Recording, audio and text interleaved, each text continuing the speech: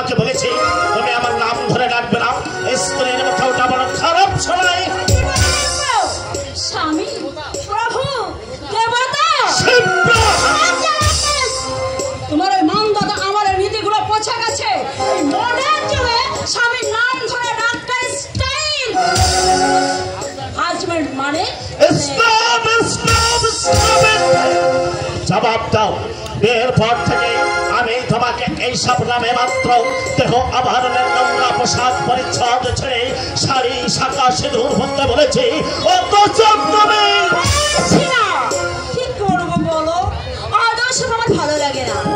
আর শাড়ি পরেছি কি মজা, তা বিয়ের দিন ওই পিড়িতে যেতে যেতে টের পেয়ে গেছি। আর সিঁদুর পরাটা আমি কেন, আজকাল এসব মা বোনেরা অনেকেই পছন্দ করে না।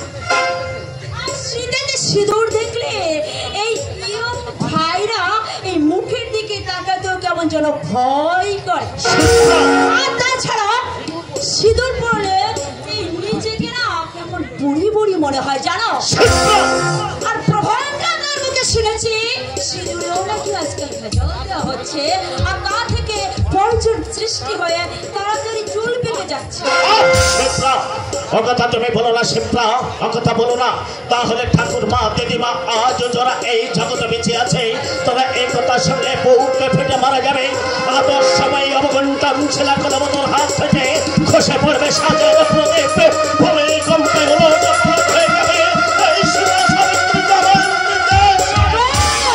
জানো না, জানবার চেষ্টাও তোমরা করো না।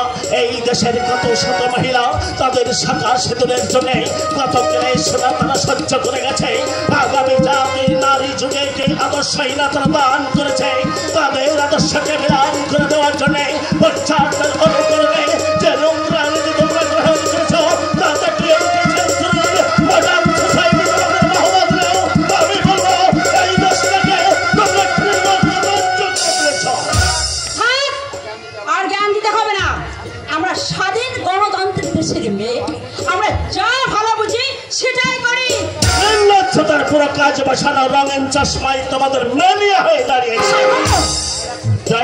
ডায়লগ শেষ হচ্ছে, একটা ক্লাব দেবো। ক্লাব জানি তোমাকে সব বলা মানে ভাষ্যে খেয়ে ফেলা, তবু বলছে দেশি মুরগির গলায় বিলাতি ডাক মানায়। ইসলাম এডুকেশনের মিথ্যে দোহাই দিয়ে আত্মালগ্ন আবরণে দেহের কবন সৌন্দর্য এই সমাজের সামনে তুলে ধরতে নিজেকে তোমরা লজ্জা ছিল মঙ্গলায় না আদর্শ করে মতো করে গড়ে তোলো।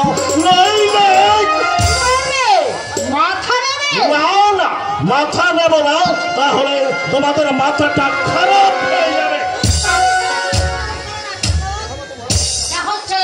বড় ঘরের ব্যাপার, তোমার ওই গরিবী হাত ফাপ ছেড়ে এখানকার নীতি নিয়মের সঙ্গে খাপ খেয়ে চলার চেষ্টা করো। নীতি নয় মা, এর নাম হচ্ছে দুর্নীতি।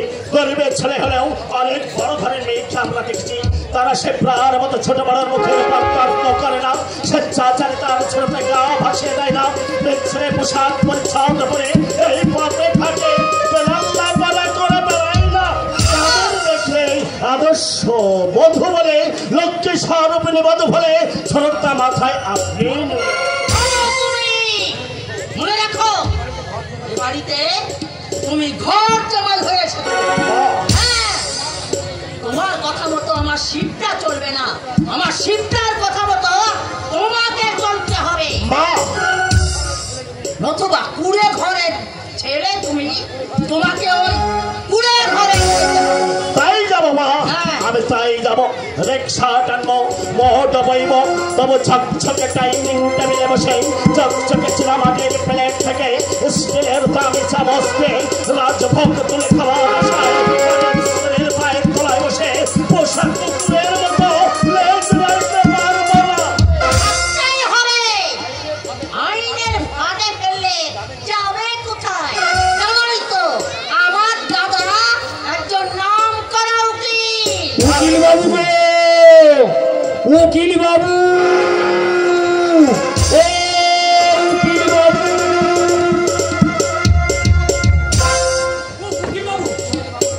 বাউল কাকা তুমি এমন হন্তদন্ত হয়ে ছুটে এলে কেন?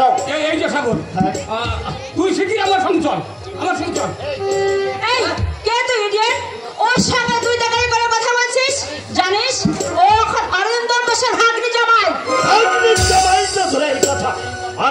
নিজের বাবাকে কেউ যদি পিতৃ ছেলে অপচার করে দেয়, সেও কি তাকে আপনি একটা করে কথা বলবে নাকি?